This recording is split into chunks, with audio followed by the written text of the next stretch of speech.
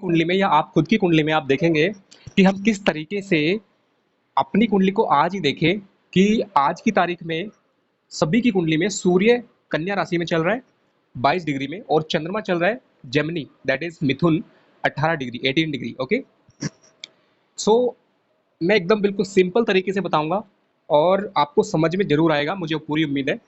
तो मुझे उम्मीद है आपको आवाज आ रही होगी मेरी।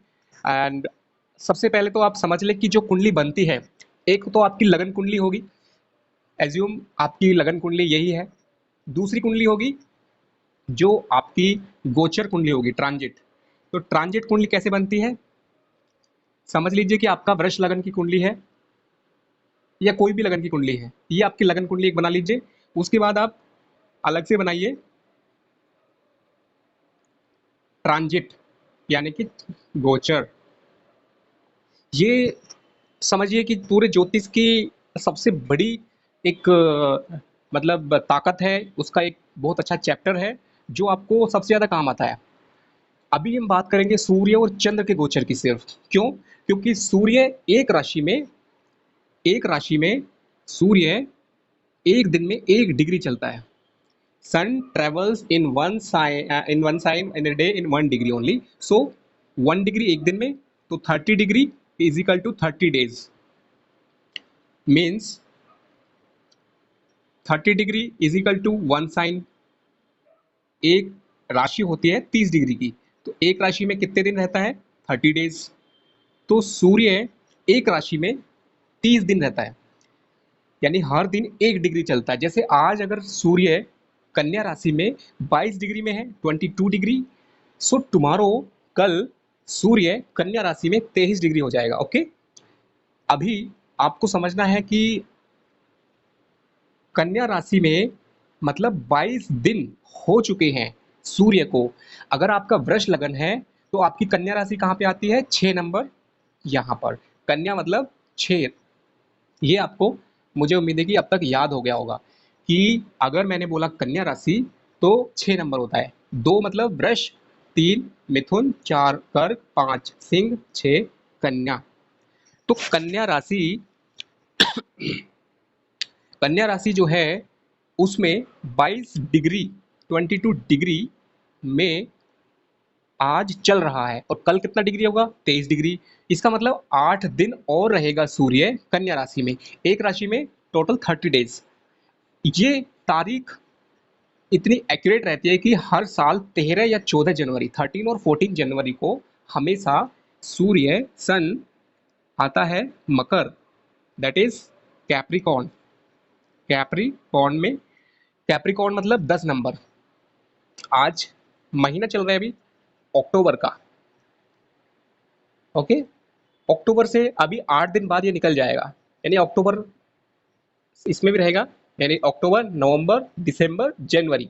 आप हिसाब लगा सकते हैं कि 14 जनवरी को सूर्य 10 यानी कि मकर राशि में आएगा और 1 डिग्री पे होगा 14 जनवरी को। तो 14 जनवरी से 14 फरवरी तक सूर्य मकर राशि में रहेगा। बहुत ध्यान से आप समझना, बहुत ही इंटरेस्टिंग है, और जो मैं बता रहा हूँ उसको लिखते रहना। दूसरा चीज है कि सूर्य 14 जनवरी से जब मकर राशि में जाता है तो उसे बोलते हैं मकर संक्रांति।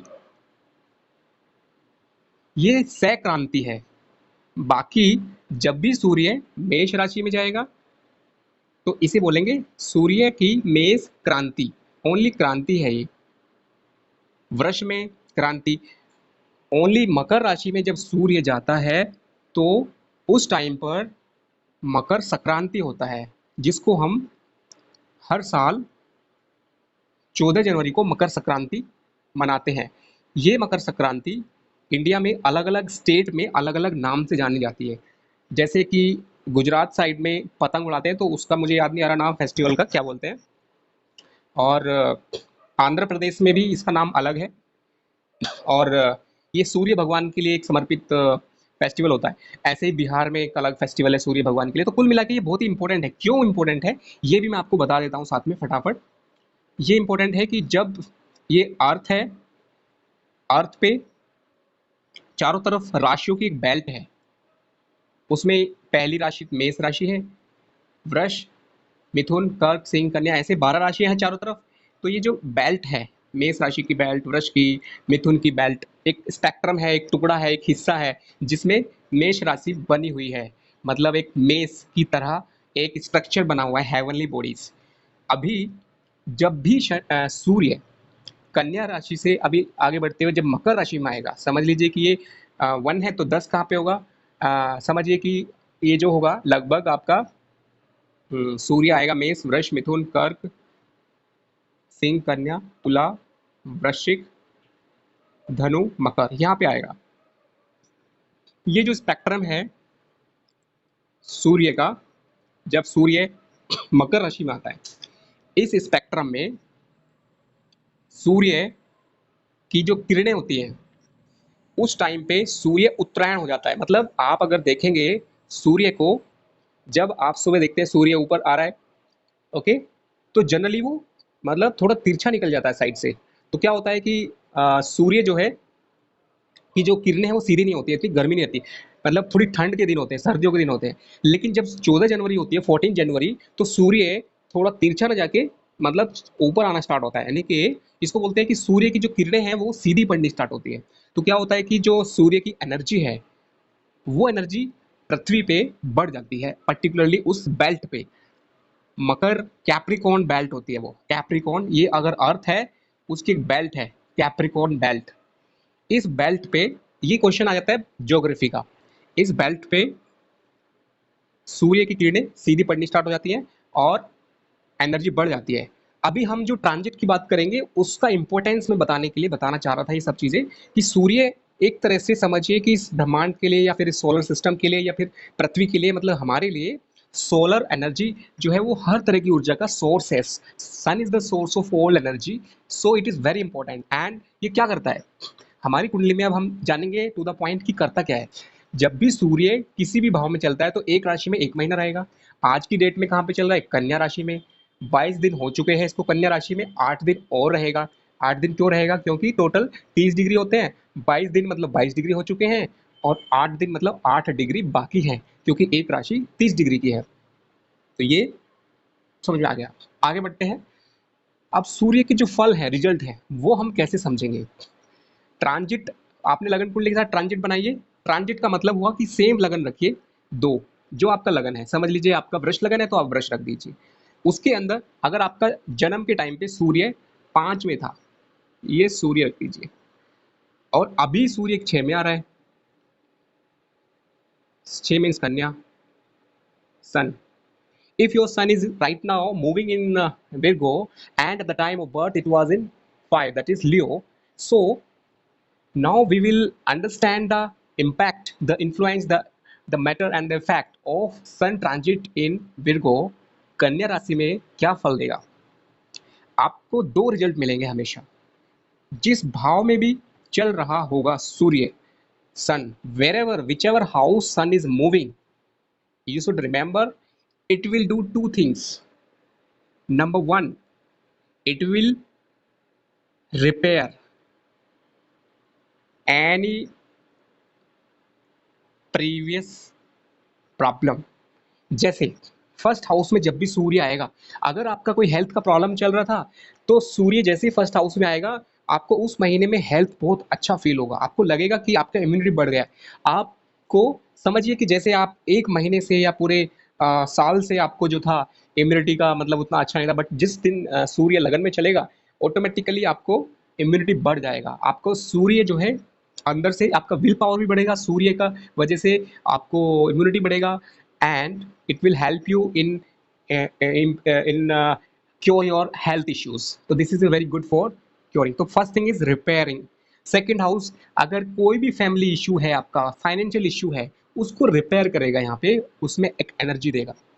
ये वर्ड मैंने, देखिए इसको ज्योतिष में कंफ्यूजन करने के लिए 50 रूल मैं आपको बता सकता हूँ, ऐसे होगा वैसे होगा, अच्छा है बुरा है, वो सारे रूल्स आपको कंफ्यूज कर देंगे। लेकिन टू द पॉइंट जो इजीली याद रहे, मैं आपको वही बताने जा रहा हूँ। तो याद रखें, सूर्य जिस भाव में रहेगा उस भाव को आपको मालूम है, जैसे कि पहला भाव होता है हेल्थ, बॉडी, मतलब फिजिकल, सेकेंड भाव फाइनेंशियल, फैमिली, थर्ड भाव आपका सिबलिंग, फोर्थ भाव माता भूमि भवन, that is mother, your pleasures home, and जो पांचवा भाव है, फिफ्थ भाव, वो आपका बच्चों का है, एजुकेशन का है, एंटरटेनमेंट, ऑनलाइन कोर्सेज, या फिर whatever you are learning regularly. छठा भाव जो है वो आपका रोग शत्रु भय, and it is any type of short issues, जो जिंदगी की छोटी प्रॉब्लम्स होती हैं डे टू डे लाइफ की, वो सारी छठे भाव से होती है। जो जिंदगी की बहुत बड़ी प्रॉब्लम होती हैं वो आठवें भाव की होती है, ये आप याद रखें।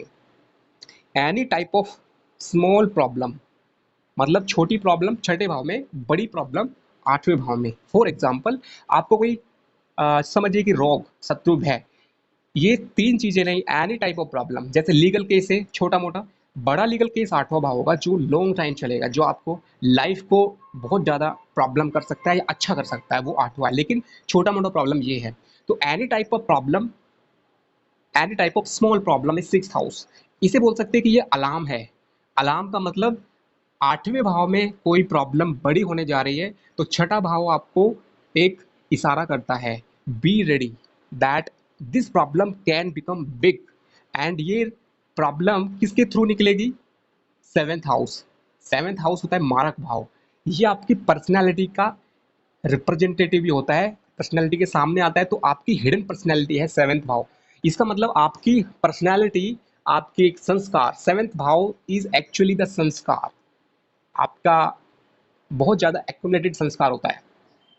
इस भाव से जब ये प्रॉब्लम गुजरती है, इसको बोल सकते हैं कि आपकी एक्यूमुलेटेड हैबिट्स, क्योंकि ये जो साइकिल है मैंने पहले ही बताया था कि जहाँ से जो भी भाव है वो हर एक भाव, दूसरा भाव उसका रिजल्ट है।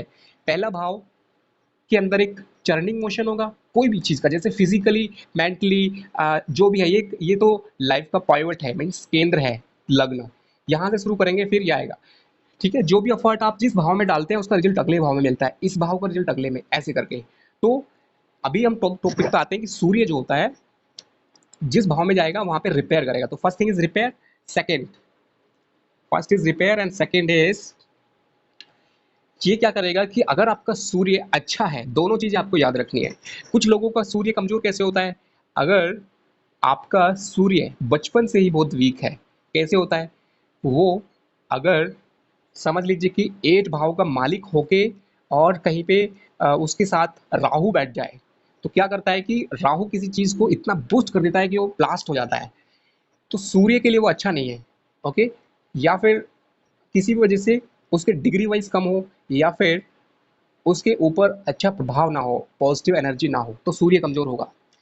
कोई भी प्लानट सबसे ज्यादा जो कमजोर माना जाता है, ये दो हाउसेस हैं, इनके अंदर एक नेचुरल वीकनेस होती है। तो सूर्य जब स्ट्रांग होगा तो रिपेयर करेगा 100%। और दूसरा, सूर्य न्यू स्टार्ट, ये वर्ड आप याद रखें, one is repair, one is new start. Okay, तो मैंने बताया, इसको आप नोट कर ले, फर्स्ट हाउस में जब जाएगा तो it will repair your health, और new start means it will give you new ideas to repair your health and new start of your personality. You can start doing physical activity और something. आप कुछ सोचेंगे कि मैं अभी नया काम स्टार्ट कर देता हूँ, तो फर्स्ट हाउस में जब सूर्य आएगा तो it will give you that energy and will power बढ़ाएगा। सेकंड हाउस में रिपेयरिंग योर फैमिली इश्यूज और a new start of a family issue things. Third house, any repair of neighbour issues, आपके पड़ोस में कोई इश्यू चल रहा है उसको सॉर्ट आउट कर देगा, आइडिया दे देगा। या फिर आप सोच रहे होगे या आपकी मुलाकात चल रही होगी नेबर से, सिबलिंग से हो सकती है, नेबर से हो सकती है, या फिर जब यहाँ पे सूर्य आएगा आप हो सकता है एक बुक के बारे में सोच रहे हैं कि भाई मुझे बुक, क्योंकि जितने भी इश्यूज हैं थर्ड हाउस के वो मैं बता रहा हूँ, रिपेयर और न्यू स्टार्ट ऐसे सेम। तो ये चीज़ अगर आपको मालूम है कि फोर्थ हाउस में क्या होता है, फिफ्थ में क्या होता है, तो आप उसमें कनेक्ट कर सकते हैं। ओके, तो जैसे कि स्मॉल ट्रिप होता है, छोटी यात्रा है, थर्ड हाउस। तो जब सूर्य यहाँ पे आएगा तो आपको वो चीज़ बूस्ट करेगी कि आपका मन करेगा yes now I can go, and आप उस चीज़ को कर सकते हैं। ऐसे ही फोर्थ हाउस। ओके, ये इस साइड में अगर आप देखेंगे तो मैंने एक स्मॉल चार्ट बनाया है। First house will power and immunity, second house family relationship को इम्प्रूव और new start, third house trip और नेबर, स्मॉल ट्रिप। अगर सूर्य यहाँ पे जाता है, ये स्मॉल ट्रिप है और ये बिग ट्रिप है। ओके, छोटी यात्रा थर्ड भाव, बड़ी नाइन्थ।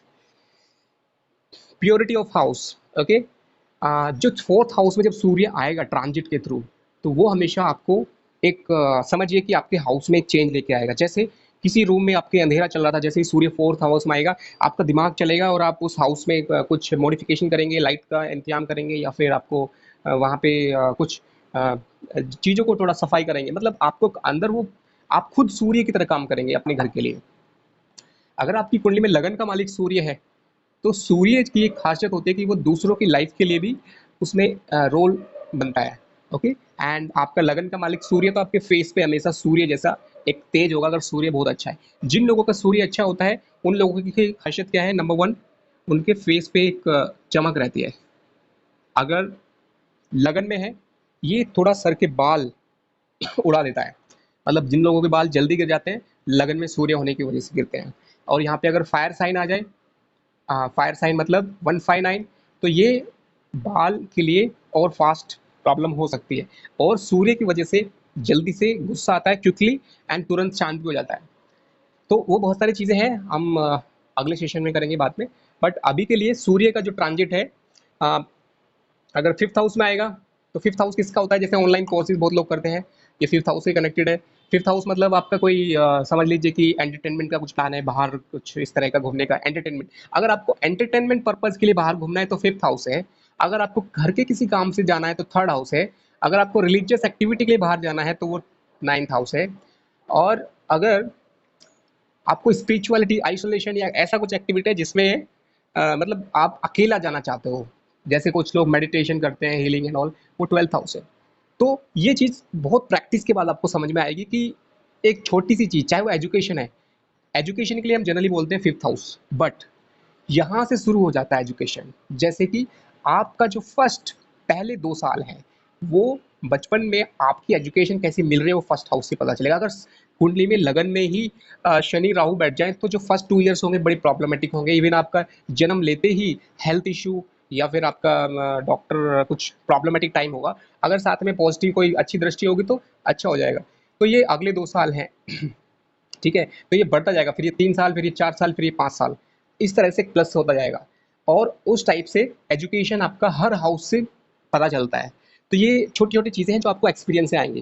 एंड मैंने फिर बताया सिक्स हाउस, जब भी छठे भाव में सूर्य आएगा, तो क्या होगा? आपका कोई लीगल इशू चल रहा होगा, समझ लीजिए आपके किसी दोस्त से बन नहीं रही है, कुछ प्रॉब्लम चल रही है, या फिर आपको लग रहा है कि यस काफ़ी दिन से हम वहाँ पे बातचीत नहीं हुई है तो उनसे बात कर लेते हैं, या फिर any type of small issues.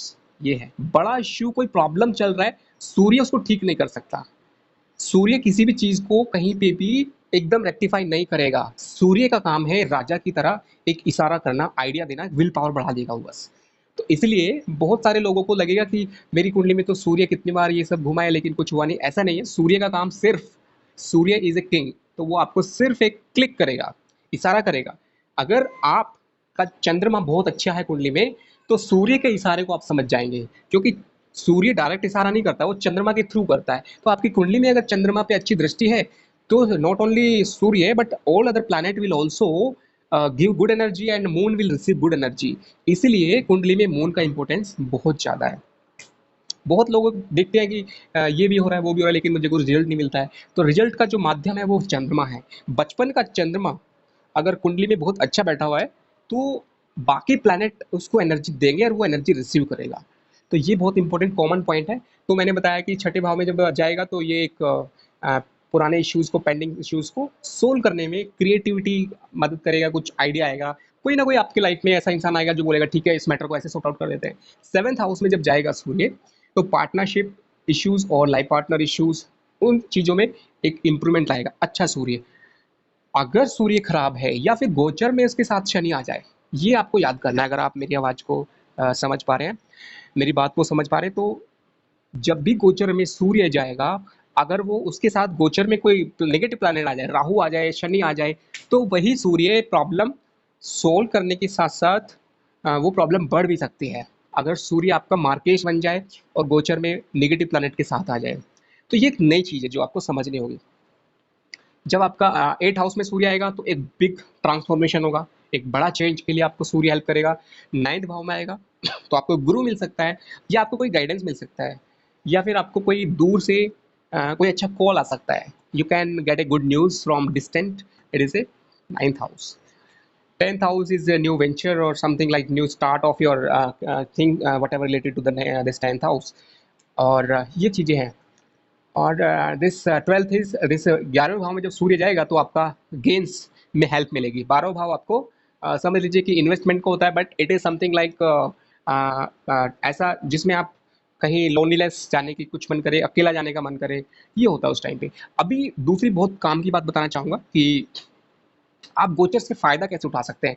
अगर आपको इसको बोलते हैं मुहूर्त शास्त्र, मुहूर्त शास्त्र ये दूसरा टॉपिक है जिसमें इलेक्शनल एस्ट्रोलॉजी बोलते हैं इसको, इलेक्शनल एस्ट्रोलॉजी। ओके। एंड इसके अंदर क्या होता है इलेक्शनल एस्ट्रोलॉजी में, आपको आ, समझना है कि अगर जैसे आपको अगर आपका प्रमोशन रिलेटेड है, आपको अपने बॉस से मिलना है या फिर ऐसे ऐसे किसी इंसान से मिलना है जहाँ पे काम बन जाए, तो जब सूर्य 10th भाव में हो तो सबसे ज्यादा आपको फायदा करेगा।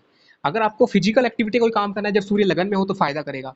फैमिली वाइज कुछ करना चाहोगे जब सूर्य सेकंड में होगा तो सबसे ज्यादा फायदा करेगा। एंड इस तरह से मेरे कहने का मतलब है कि जब भी आपका सूर्य जिस भाव में चल रहा है उस भाव से रिलेटेड आप एक्टिविटी करेंगे तो 100% वो आपको बहुत ज़्यादा सपोर्ट करेगा। ये हमारा एस्ट्रोलॉजी का फ़ायदा है कि हम कुछ भी, जैसे आप किसी ज्योतिषी से पूछने लगे कि अभी मुझे प्लान है, मैं अपने घर से रिलेटेड काम करना चाहता हूँ और मेरे पास ऑप्शन है कि मैं अभी शुरू कर दूँ या अगले महीने करूँ, तो जब भी सूर्य यहाँ पे आएगा 100% आपको अच्छा टाइम होगा। या फिर ये तो खाली सूर्य का मैंने बताया, समझ लीजिए कि पांचवा जो ये 4th हाउस है, अगर मकान से समझ लीजिए आपको कुछ करना है तो आप देखेंगे कि जब भी इसके ऊपर गोचर की ग्रहों की दृष्टि अच्छी हो या फिर गोचर में अच्छा ग्रह जा रहा हो, वो आपको देखना पड़ेगा। ओके। कोई भी काम करना है आपको, अगर आपको समझ लीजिए कि कोई नया वेंचर, नया स्पोर्ट्स, नया एक्टिविटी, क्रिएटिविटी, ओके, बहुत कुछ है तो इसके हिसाब से प्लान कर सकते हैं, तो ये आपको हेल्प करेगा। और ये हो गया। अभी हम चंद्रमा की बात करते हैं। सेम लगन कुंडली बनाया, चंद्र कुंडली ट्रांजिट बनाया, ट्रांजिट में देखेंगे कि मून मेरा कहाँ पे जा रहा है। और ट्रांजिट कैसे बनाते हैं, जिस तरह से लगन कुंडली बनाते हैं उसमें आप आज की डेट डाल दीजिए और लोकेशन दे, जैसे मैंने दिल्ली का बताया था, दिल्ली। सूर्य जो है कन्या राशि में 22 डिग्री में है, कहाँ पे, दिल्ली में है। आप अगर भोपाल में रहते हैं तो आपको भोपाल का डालना पड़ेगा। Okay, location.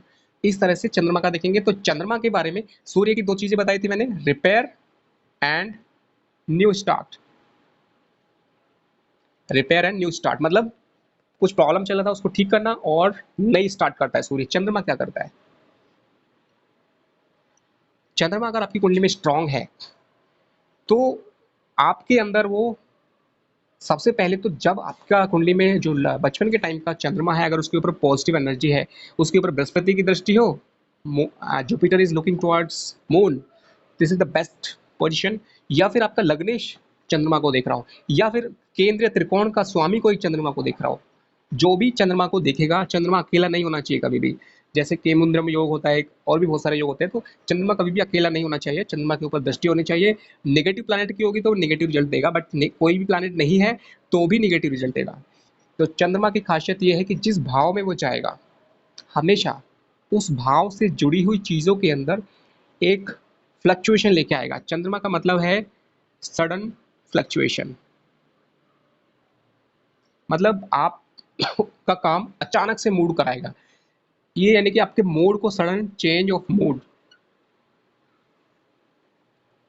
अगर चंद्रमा कुंडली में खराब है तो ऐसे चेंज होगा मूड कि आप गलत काम की तरफ प्रेरित हो सकते हैं। You can be inspired to do something negative, something like some accident, some health issue, some problem. तो जब भी कुंडली में आपको मीन्स ध्यान रखें कि चंद्रमा जिस भाव में चल रहा है, कोई भी काम करें तो सूर्य के साथ चंद्रमा को जरूर देखें। अगर चंद्रमा अच्छी पोजीशन में है तभी उस काम को करें, नहीं तो चंद्रमा का वेट करें कि वो उस राशि से निकल जाए। चंद्रमा का ट्रांजिट जैसे सूर्य का था, मैंने बताया कि एक दिन में 1 डे इजिकल टू 1 डिग्री। मून का क्या होता है, चंद्रमा हमेशा याद रखें कि एक राशि में जैसे सूर्य तो 30 दिन रहता है, चंद्रमा 2 दिन पूरे और 6 आवर्स, 2 days प्लस 6 आवर्स, 2.25 दिन जिसको बोलते हैं, एक राशि में रहेगा। अगर चंद्रमा आपका किसी जगह पे चल रहा है तो उस जगह के अंदर चंद्रमा हमेशा एक फ्लक्चुएशन लेके आएगा, एक इमोशनल इफेक्ट देगा। अगर चंद्रमा आपका निगेटिव है तो निगेटिव थॉट लेके आएगा, जैसे कि लगन में आएगा तो सडन आपका मूड चेंज होगा। सेकंड भाव में आएगा तो फाइनेंशियली सडनली चेंज हो जाएगा, फाइनेंस के अंदर आपका पैसा खर्च हो सकता है तुरंत। तीसरे भाव में अगर चंद्रमा आएगा तो आपके दिमाग में बहुत सारे लाइफ के आइडियाज आ सकते हैं, आपका कुछ भी मूड कर सकता है जल्दी से कुछ खरीदने का। साथ में यहाँ पे समझ लीजिए कि शनि पहले से ही बैठा था, चंद्रमा यहाँ पे आया और शनि की 12वीं दृष्टि से खर्च करा दिया। अचानक से आप इन्वेस्ट कर सकते हैं। चंद्रमा का काम है अचानक कुछ करा देना। फोर्थ हाउस में चंद्रमा आएगा तो क्या करेगा, फोर्थ हाउस से रिलेटेड चीज़ों में अचानक से चेंज लेके आएगा। तो जैसे कि अगर आपका कुछ प्लानिंग चल रहा था घर से रिलेटेड काफ़ी दिन से और आपका मन कर रहा था कि मैं ये करूँ नहीं करूँ, तो सॉरी, सडनली आपको चेंज मूड के अंदर बूस्टअप कर देगा, आइदर डू और डू नॉट, करने के लिए या ना करने के लिए, मतलब ये आपको देखना है। तो जब भी चंद्रमा अगर अच्छी दृष्टि में है जैसे मैंने बताया तो कर सकते हैं, नहीं तो आपको वेट करना है 2 दिन कोई भी काम।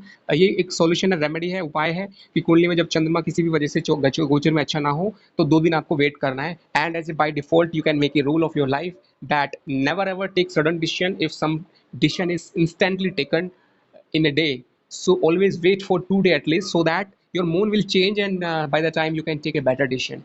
So this is something related to fourth house. Coming to the fifth house, fifth house में same सडन चेंज लेके आएगा, इमोशनली अटैच देगा। और अगर यहाँ पे निगेटिव चंद्रमा है तो आपसे आपको संतान संबंधी चिंता दे सकता है, उनसे दूर कर सकता है कुछ पर्टिकुलर टाइम के लिए जितने दिन यहाँ पे चंद्रमा रहेगा। और कभी कभी कुछ लोगों को स्ट्रेस होता है, तो फिफ्थ हाउस में अगर नेगेटिव प्लानट है तो स्ट्रेस वो जो है बढ़ा देता है। छठे भाव में चंद्रमा जाएगा तो हेल्थ उस टाइम पे 2 दिन के लिए जुकाम उखाम खांसी वांसी हो सकती है। सातवें भाव में चंद्रमा जाएगा तो आपको जो है अनबन हो सकती है लाइफ पार्टनर से।